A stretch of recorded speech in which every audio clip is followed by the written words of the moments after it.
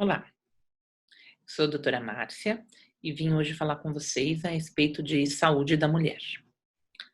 Eu sou ginecologista e obstetra, eu sou formada há mais de 25 anos pela USP, fiz residência lá, pós-graduação em oncologia cirúrgica lá, sou especialista em videolaparoscopia pelo Sírio-Libanês, ainda exerço minhas funções de cirurgia oncológica no Instituto do Câncer de São Paulo, e sou coordenadora do grupo de informática da SOGESP. O que é saúde integral da mulher? A saúde integral da mulher é o conjunto de ações que se toma para evitar doenças que são evitáveis e que causam morte e letalidade, morbidade para as mulheres no global. Nós que fazemos consultório, sabemos que o papel do ginecologista na saúde da mulher é muito mais importante do que só colher um Papa Nicolau e examinar uma mama eventualmente. O ginecologista, para mais de 70% das mulheres, é o único médico que a mulher busca ou que a mulher visita regularmente. Então, a responsabilidade do ginecologista frente a cuidar da saúde completa dessa mulher é maior do que ele imagina. O ginecologista, na sua maior parte, ele tem que assumir o papel de clínico geral, de generalista para a saúde dessa mulher, e algumas vezes até para a saúde da família dessa mulher. Essa atuação, enquanto médico generalista e médico que cuida da saúde total dessa paciente, é um dos maiores papéis do ginecologista e um dos nossos desafios em fazer com que os médicos assumam esse papel, essa responsabilidade para a saúde das suas pacientes. No Brasil, a mortalidade feminina é atribuída a um grupo principal de 10 morbidades, né? Sendo que a maior parte delas é por doenças cerebrovasculares ou tromboembólicas. Juntando esses dois, dá mais de 100 mil mortes.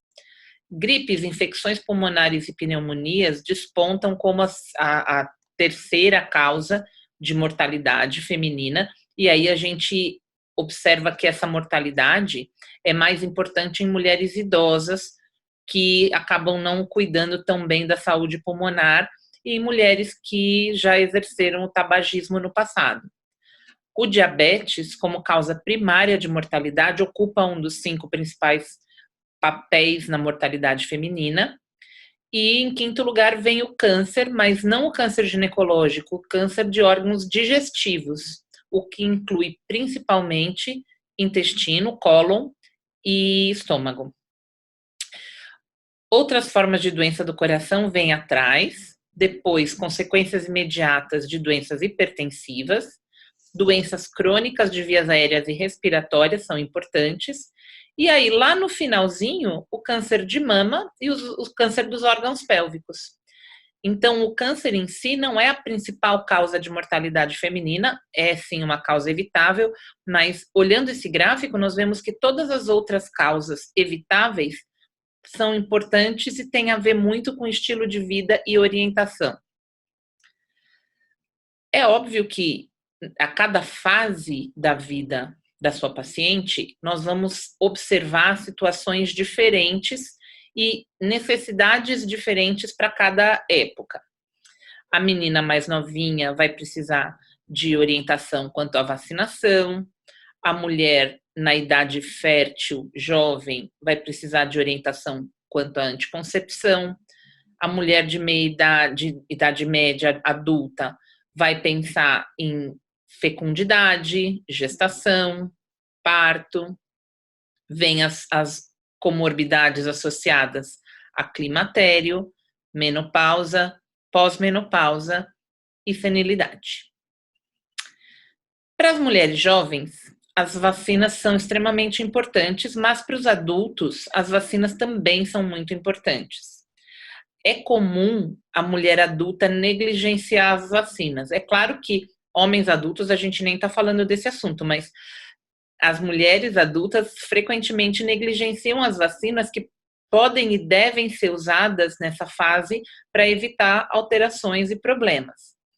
Sabemos que hoje em dia a vacina da hepatite B é uma vacina que está liberada para todas as idades e as pessoas podem e devem fazer uso. Sabemos que a vacina a dupla antitetânica ou a tríplice também é importante na prevenção de doenças e é usada para todas as idades e precisa ser reaplicada a cada década. Sabemos que a febre amarela mudou o calendário e agora a gente sabe que uma única dose é suficiente para toda a vida, não é necessário fazer novas aplicações. Temos ainda a vacina do herpes zoster, que para mulheres na terceira idade é muito importante para evitar crises. E temos a vacina do HPV, que é uma vacina também muito importante, que deve ser aplicada em mulheres jovens. A recomendação é entre 9 e 13 anos, a primeira dose, mas ela pode ser aplicada em mulheres mais velhas, sim, desde que entendido o seu papel. A primeira causa de mortalidade feminina, então, como a gente já viu, é a causada por eventos tromboembólicos. Se a gente pensar friamente, é muito mais fácil uma pessoa morrer de um evento tromboembólico do que morrer de hemorragia. Se pensarmos que um evento tromboembólico no coração é um infarto, no cérebro é um AVC, no pulmão é uma embolia, nos membros inferiores é uma trombose, a gente vê que os eventos tromboembólicos são uma causa muito importante de morbi-letalidade. Como a gente pode fazer para ajudar nossas pacientes a reduzir a sua taxa de eventos tromboembólicos?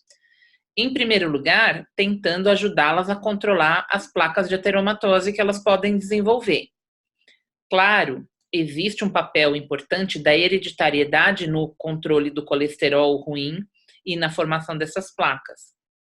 Mas se a gente ajuda essa paciente a controlar o colesterol dela, tanto por métodos comportamentais, como atividade física, dieta, como fazendo um rastreamento dessa situação e, eventualmente, se não se sentir confortável em tratá-la, encaminhá-la para um especialista, para um cardiologista, para fazer esse atendimento, é muito importante também. A gente sabe que o infarto agudo do miocárdio nas mulheres costuma se manifestar de uma forma um pouco diferente daquele clássico que aparece nos filmes e na TV. As mulheres mais comumente sentem sensação de dor em opressão, é comum, mas a dor é irradiada mais frequentemente para o pescoço. A mulher muitas vezes tem dor na região posterior do tórax e não na região frontal. Não tem tanta irradiação para membro. Muitas vezes acredita que essa dor possa ser proveniente da mama e isso causa um certo fator de confusão no diagnóstico. A prevenção do infarto entra junto com a prevenção das doenças tromboembólicas. Os AVCs, acidentes cerebrais, são responsáveis tanto por mortalidade como por perdas funcionais. Acredita-se que muitos pacientes vão apresentando pequenos micro-AVCs ao longo da vida, e isso colabora não só para uma grande perda aguda, mas para pequenas perdas cognitivas, funcionais e de memória que vão acontecendo ao longo do processo de envelhecimento. Se essa pessoa tem tendência à hipercoagulabilidade, isso aumenta. Para a prevenção de eventos cerebrais, o que a gente costuma recomendar? Que a paciente tenha uma pesquisa de vasos carotídeos, um Doppler de carótida, para ver se ela está fazendo placa na carótida, que é uma fonte de trombos para o cérebro mais frequente. Da mesma forma, o ginecologista pode solicitar esse tipo de avaliação, ou quando ele encontra o conjunto de fatores que podem levar essa mulher a ser de mais alto risco, ele tem a responsabilidade de encaminhar essa mulher para um especialista para fazer a prevenção, o tratamento, eventualmente uma anticoagulação, alguma coisa que o valha. No Brasil, 20% das mulheres possuem algum grau de obesidade. A obesidade é uma patologia endêmica no mundo. Nós sabemos que a obesidade é um estado inflamatório perene. Então, a obesidade contribui para o aumento do risco para muitas doenças e a mortalidade associada à obesidade cresce a cada ano no mundo. Sabemos que a obesidade se associa com o diabetes. No caso da obesidade centrípeta, nós temos uma maior frequência de diabetes tipo 2. 10% das mulheres brasileiras oficialmente sofrem de diabetes. O diabetes também é um estado pró-inflamatório e é uma situação de saúde que faz com que a mulher tenha um aumento de risco para muitas doenças. No Instituto do Câncer, nós verificamos que mais de 2/3 dos nossos pacientes com câncer têm algum grau de diabetes. O diabetes está muito fortemente associado às neoplasias e outras patologias também, como hipertensão e eventos cardiovasculares. Como que a gente pode ajudar a nossa paciente na prevenção do diabetes? Em primeira instância, orientando uma dieta equilibrada. Um inquérito de alimentação nem é muito difícil de fazer. A gente deve sim pesar a paciente no consultório, deve sim orientar qual seria seu peso ideal, e é nossa obrigação chamar a atenção da paciente para quando ela está fora desses parâmetros, para ela ter essa ideia de que ela precisa se cuidar melhor. Enviar essa paciente para um atendimento nutricional pode fazer a diferença entre ela desenvolver uma doença importante no futuro ou não. Fazer exames de sangue, eventualmente, para ver se ela tem uma glicemia de jejum aumentada, se a hemoglobina glicada está alterada, também cabe ao ginecologista no ponto de vista de prevenir alterações que, no futuro, podem trazer aumento da morbidade para essa paciente. Orientar a atividade física é uma das obrigações também do ginecologista quando pensa em saúde integral da mulher. Os benefícios da atividade física são completamente comprovados já. No controle do peso, na redução da pressão arterial, na melhora da massa óssea, melhora o padrão de sono, na mulher climatérica diminui as ondas de calor, no controle dos lipídios no sangue, melhora da perfusão global dos órgãos. É uma série de benefícios que a gente nem tem como elencar todos. A gente orienta que a prática física deva ser diária ou, na pior das hipóteses, 3 vezes por semana. É recomendado que a paciente faça atividades físicas que acelerem seu batimento cardíaco, pelo menos em 30%. A gente recomenda que ela faça essa atividade física pelo menos 1 hora por dia, pelo menos 3 dias por semana, mas a Associação Americana de Cardiologia recomenda atividade física ostensiva, extenuante, pelo menos 5 vezes por semana, por pelo menos 1 hora. Então, a atividade física, ela deve representar para o seu paciente um remédio. A gente pede, a gente procura, a gente imagina que o paciente faça uma atividade física que lhe dê prazer, que relaxe, que alivie o estresse, mas se o paciente não tem nenhum prazer na atividade física, ele deve encarar essa atividade física como remédio. A hipertensão arterial está presente em mais de 35% da população feminina acima de 40 anos. Faz parte da saúde integral da mulher, num consultório de ginecologia, você aferir a pressão da sua paciente na consulta. É muito comum você fazer diagnóstico de hipertensão por medidas simples, como medir a pressão da sua paciente na consulta. E não precisa ser uma paciente que está grávida você medir a pressão dela. E não precisa ser uma paciente acima de 40 anos para você medir a pressão dela. O ideal é você medir a pressão da paciente sempre que ela vem na consulta, porque são oportunidades de assistência à saúde que muitas vezes ela não tem no dia a dia corrido dela. Então, faz parte desta assistência você oferecer esse tipo de cuidado para sua paciente. A síndrome metabólica vem com a combinação de obesidade centrípeta, uma disfunção hepática, uma disfunção pancreática e uma disfunção cardiovascular ou renovascular.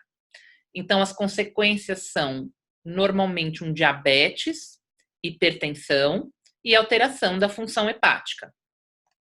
É comum nós vermos mulheres com síndrome metabólica associado também a pacientes com síndromes de ovários policísticos ou síndromes hiperandrogênicas. É importante, nesses casos, até mesmo para o tratamento da síndrome de ovário policístico, da síndrome hiperandrogênica, da síndrome metabólica, a orientação enfática da perda de peso, a orientação da mudança de hábito de vida, porque isso sozinho já colabora para um aumento da sobrevida e uma melhora da qualidade de vida. A próxima coisa que temos que falar é a respeito das neoplasias.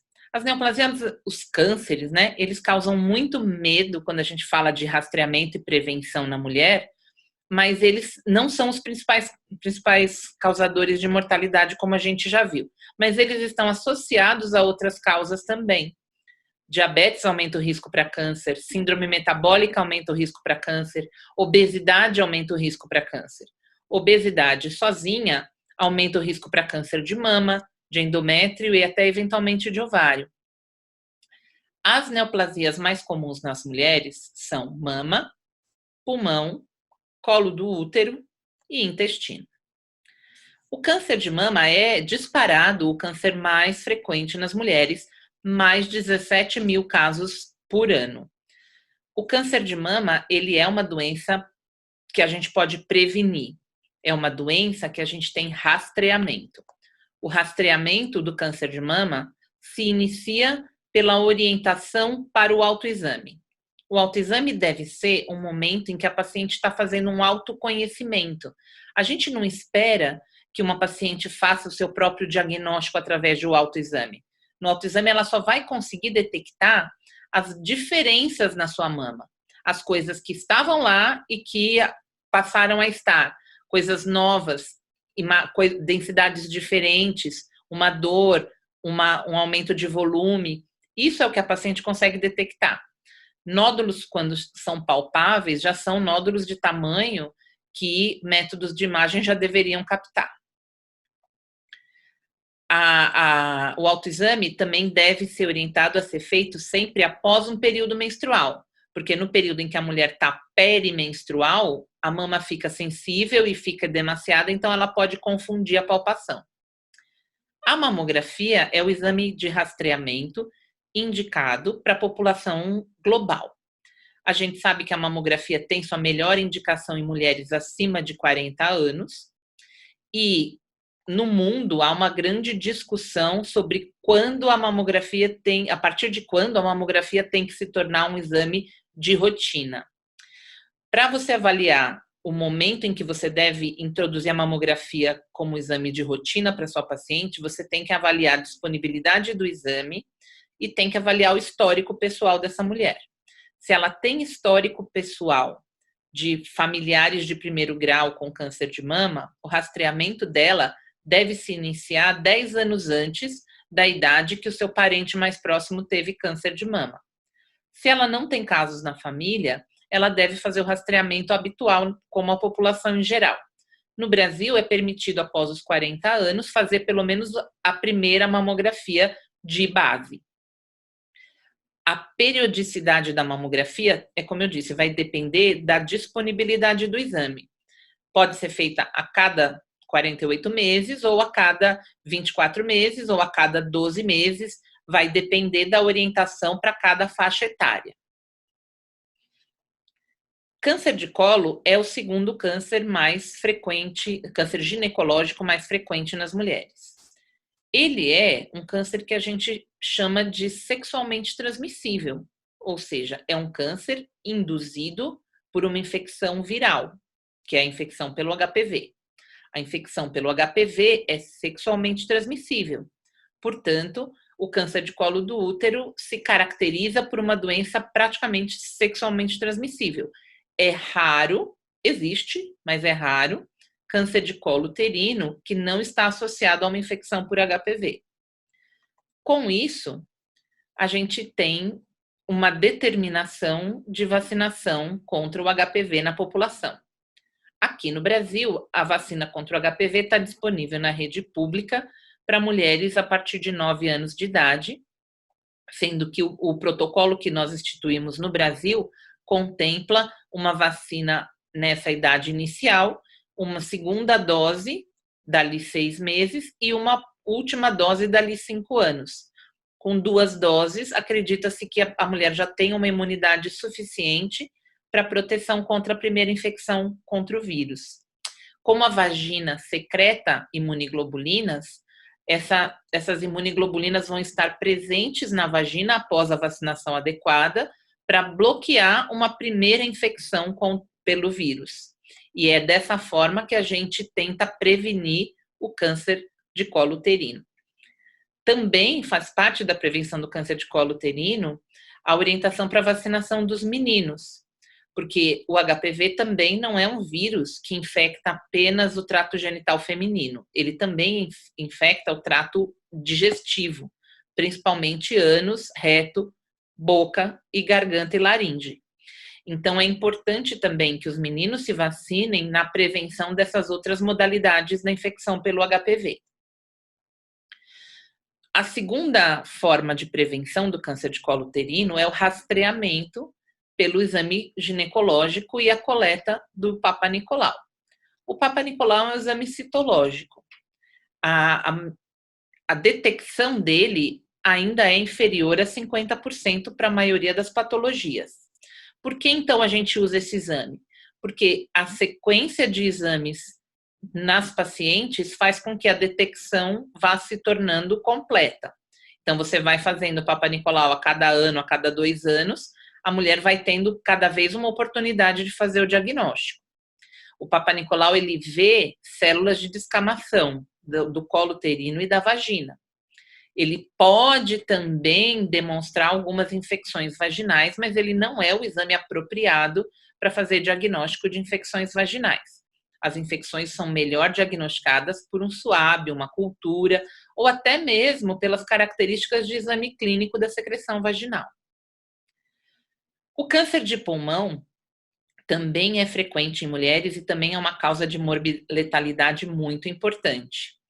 Nós temos que lembrar que o câncer de pulmão está fortemente associado ao tabagismo e fortemente associado à poluição. Quanto à poluição, a gente tem muito pouco que a gente pode fazer nas pacientes que moram em grandes centros urbanos. Podemos orientar essas pacientes a fazer lavagem nasal com soro, orientar essas pacientes a umidificar o seu ambiente de dormir para melhorar a qualidade de sono, melhorar a qualidade respiratória de noite, mas não tem muito mais diferente que você possa fazer. Agora, do ponto de vista de orientar a cessação do tabagismo, aí já entra também mais uma frente de atuação do médico na saúde integral da mulher. A cessação do tabagismo, ela vem de encontro a inúmeras morbi-letalidades que podem vir associadas ao fato da mulher fumar. O tabagismo aumenta o câncer de colo uterino, porque o cigarro tem interações positivas com o HPV, do ponto de vista de fazer o HPV desenvolver-se muito mais quando a paciente fuma. A gente sabe que as pacientes que fumam têm muito mais cravos, furúnculos, elas têm uma degeneração global do colágeno, aumentando a incidência de rugas. Se você associar a isso os vícios de postura da face com o fato de segurar o cigarro com a boca, você vai ver que as mulheres que fumam acabam tendo muito mais rugosidades em torno da boca. Câncer de boca, de língua, de palato, também estão associados ao cigarro. Câncer de mama também está associado ao cigarro. Câncer de vulva também está associado ao cigarro. Além de tudo isso, DPOC, enfisema pulmonar e o próprio câncer de pulmão, de garganta, de laringe. O câncer coloretal é o câncer do tubo digestivo que mais afeta as mulheres. A gente sabe que o câncer coloretal ele é uma doença também prevenível e também associada a hábitos hábitos pessoais. A baixa ingesta de fibra tem uma relação direta muito importante com o câncer coloretal, então a orientação para uma dieta com um teor de fibra maior ajuda muitos pacientes a terem uma melhor prevenção do câncer coloretal. Além disso, a orientação da colonoscopia é primordial na prevenção. A colonoscopia ela é indicada para pessoas acima de 50 anos e solicitar a colonoscopia pelo menos a primeira vez com a paciente aos 50 anos também passa a ser uma atribuição ética do ginecologista que acompanha essa paciente. Não tem necessidade de referenciar uma paciente assintomática para um gastro só para ele pedir a colonoscopia. Isso não faz muito sentido. O médico que assiste essa paciente, o ginecologista, ele pode estar inteirado desses protocolos e entrar no escopo dele a responsabilidade de, pelo menos, solicitar o exame. Em dando alguma alteração, esse paciente tem que ser encaminhado, mas, pelo menos, o diagnóstico não perde a oportunidade de ser feito. A osteoporose é outra morbiletalidade muito frequente em mulheres, e a gente sabe que faz parte do tratamento prevenção de osteoporose a partir da idade da perimenopausa. As fraturas são a principal consequência da osteoporose. Fraturas patológicas, fraturas de estresse, acontecem muito frequentemente em pacientes em geral, e quando elas acontecem, elas debilitam muito o paciente, diminuindo a mobilidade e diminuindo a qualidade de vida. Um evento interessante é relatar para os pacientes que é mais frequente que a fratura aconteça primeiro e aí depois o paciente caia, e não que ele faça a fratura porque ele caiu. Então, quebra e cai, não cai e quebra. A densitometria óssea é a forma mais adequada da gente fazer uma avaliação da massa óssea desse paciente. Colocando esse paciente nos gráficos, a gente vai entender se a paciente está com muita perda de densidade mineral óssea nos ossos e vamos poder selecionar essa paciente para referenciar para um tratamento injetável, o uso do cálcio, o uso de vitamina D, a depender do histórico clínico e da necessidade de cada caso. O pré-natal é outra situação onde a gente consegue ter oportunidade de prevenir muitas morbidades na vida da mulher no geral. A gente sabe que muitas mulheres ainda no Brasil não fazem uma assistência pré-natal adequada, o que acaba não incluindo pelo menos 8 consultas durante a gravidez inteira. A gente sabe que os exames são importantes nessa fase, e exames, pelo menos uma bateria de exames no primeiro trimestre e uma segunda bateria de exames no terceiro trimestre, são importantes para avaliar as necessidades dessa paciente, se ela tem alguma deficiência de ferro, anemia dilucional é muito comum, e outras causas que podem levar tanto a alterações para a mãe como para o bebê.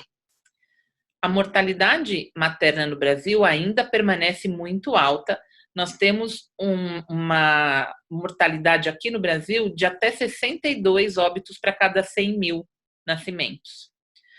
A mortalidade materna está sempre definida associada ao período gravídico puerperal até 42 dias após o parto. Então, hemorragias puerperais, ascensão da pressão no pós-parto também tem a ver com mortalidade materna. As principais causas de mortalidade materna no Brasil são a hipertensão, principalmente quando ela evolui para pré-eclâmpsia ou eclâmpsia, as hemorragias, principalmente hemorragias pós-parto ou as hemorragias pós-aborto, e as infecções em geral, as infecções gestacionais ou puerperais. A contracepção é uma outra situação de saúde integral da mulher que a gente precisa ter muita atenção. A contracepção é uma forma de empoderamento feminino, é um jeito que a gente tem de oferecer para a mulher controle sobre a sua fecundidade. Nós temos inúmeros métodos anticoncepcionais, desde as pílulas até anel vaginal, adesivo, injetável, diafragma, camisinha, DIU. É importante a gente entender o nosso papel de expor todos os métodos possíveis para essa mulher, mostrar para ela quais são os métodos mais indicados para a situação dela, mais indicados para o seu quadro clínico, e dar para ela as opções do que ela pode ter de acesso. Orientar a mulher sobre todas as possibilidades de contracepção em cada caso e as situações de exceção, as situações em que ela não pode usar tal ou tal método, é um papel extremamente importante do ginecologista e é um capítulo onde vale a pena gastar um tempo, esclarecer, orientar, mostrar, para que a paciente não tenha dúvidas qual é o melhor método que ela pode estar utilizando. As doenças sexualmente transmissíveis entram dentro desse pacote de orientações. Quando a gente fala de camisinha, a gente está falando de um método que também é um método contraceptivo, mas ele tem uma taxa de falha que vai de 15% a 20%, a depender da qualidade do material e da habilidade do indivíduo de colocar. Pensando em situações de vida diária, as pacientes costumam ter dificuldade de solicitar para o parceiro que utilize o preservativo como forma de prevenção. As doenças sexualmente transmissíveis são importantes, a gente viu nos últimos 5 a 10 anos uma ascensão de doenças que a gente julgava que já estavam praticamente extintas, como a sífilis, até mesmo o sarampo, o condiloma, o cancro, todas doenças sexualmente transmissíveis que voltaram há algum tempo por conta da falta de prevenção ou talvez até pela falta de orientação que as pessoas têm nas suas atividades sexuais. Faz parte do nosso escopo orientar as pacientes quanto às práticas sexuais.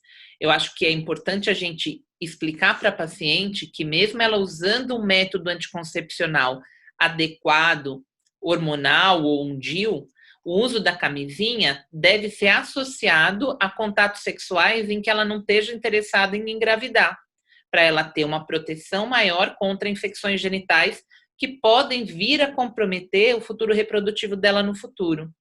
Eu vejo que é muito comum as mulheres no futuro, quando tentam engravidar, associarem a dificuldade de engravidar ao uso muito prolongado de métodos contraceptivos. E a gente sabe que, na realidade, o fato delas postergarem a gravidez faz com que elas tenham a oportunidade de ter múltiplas infecções genitais ou algumas alterações na conformação da pelve, como endometriose, alterações globais, que podem levar a uma infertilidade, uma alteração de fecundidade, que elas acabam atribuindo ao uso prolongado de método anticoncepcional na maior parte das vezes. Então, a gente também tem que ter isso claro, que a mulher vai deixando de se cuidar, não cuida, não faz uma prevenção adequada de doenças sexualmente transmissíveis, e aí depois ela culpa a pílula por não estar conseguindo engravidar. E para encerrar, um fato triste sobre a saúde integral da mulher. Percebemos que, no contexto da pandemia, houve um aumento de 44% na violência contra a mulher, principalmente doméstica. Faz parte da nossa atribuição como médicos e como cidadãos ajudar as mulheres na luta contra a violência doméstica e principalmente na luta contra a agressão que elas têm. Dar um canal para essa mulher se manifestar, orientar essa mulher a procurar ajuda, orientar essa mulher a se defender, é muito importante e também é um papel do ginecologista. Muitas vezes a gente recebe essas mulheres não no consultório, mas no pronto-socorro, e aí elas têm medo do parceiro, não fazem boletim de ocorrência, não denunciam, e é um dos motivos pelos quais as situações se perpetuam. Eu acho que faz parte do nosso trabalho e da nossa ética ajudar essas mulheres a evitar essas situações. Empoderar a mulher, empoderar a nossa paciente, ajudar a nossa paciente a ter uma vida melhor é o papel do ginecologista em todos os níveis. Obrigada.